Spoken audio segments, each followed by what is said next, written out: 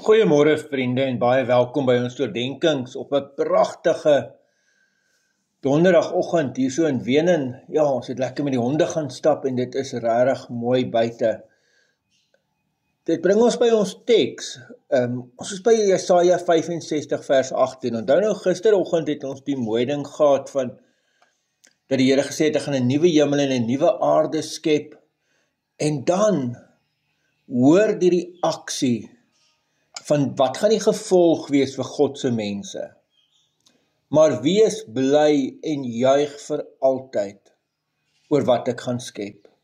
Ja, kyk, ek gaan Jerusalem skep as iets om oor te juig en haar volk tot 'n vreugde. Geliefdes, onthou nou, hierdie is 'n teks oor die eindtyd. En die hele gedagtegang is die verbasing en verstomming van hoe God alles omdraai en die vreugde wat dit bring. Hoor die woorde wat ek en jy gehoor het in hierdie vers 18. Bly, juig, weer 'n keer juig, vreugde. Nee, dit is die reaksie op God se herskepping, oor God wat alles nuut maak, oor dit wat ons in Nuwe Testament is die terme in Openbaring lees. Ja vriende, as ek en jy aan Christus gebind is, dan is al die nuus oor die eindtyd vir my en jou 'n vreugdenuus. As mense dit op 'n ander manier aanbied, dan is dit natuurlik nie die boodskap van die Bybel nie. Maar ek en jy kan nie wag vir hierdie nuwe Jerusalem nie. Ons gaan môre nog verder hoor, wat so mooi goed lees ons verder van hierdie nuwe stad. Maar vanoggend, kom ons hoor van die blydskap. En dan is daar natuurlik 'n ander gedeelte in dit.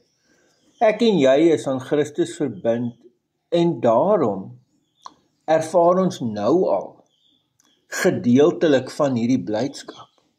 Daarom loop ek en jy nie rond as mense wat heeldag te neergedruk en suur en kwaad is nie. Maar blydskap is 'n integrale deel van ons godsdiens. Blydskap is 'n integrale deel van my verhouding met Christus. Blydskap is ook 'n integrale deel van die vrug van die Heilige Gees. Soos ek nie met hierdie blydskap leef nie, dan moet ek ook vandag eerlik ondersoek doen en vra, maar hoe lyk my verhouding met die Here? So mag ek en jy regtig daarna kyk in die naam van ons Here Jesus Christus. Amen. Here almagtige God, baie dankie ook vir hierdie teks. Dankie dat ons dit mag hê en daaraan mag vashou. En ja, Here, ons kom bid ook dat ons vandag nou al in hierdie blydskap kan leef tot eer van U heilige naam. Amen. Vriende, mag jy 'n baie mooi en 'n baie geseënde dag hê. Totsiens.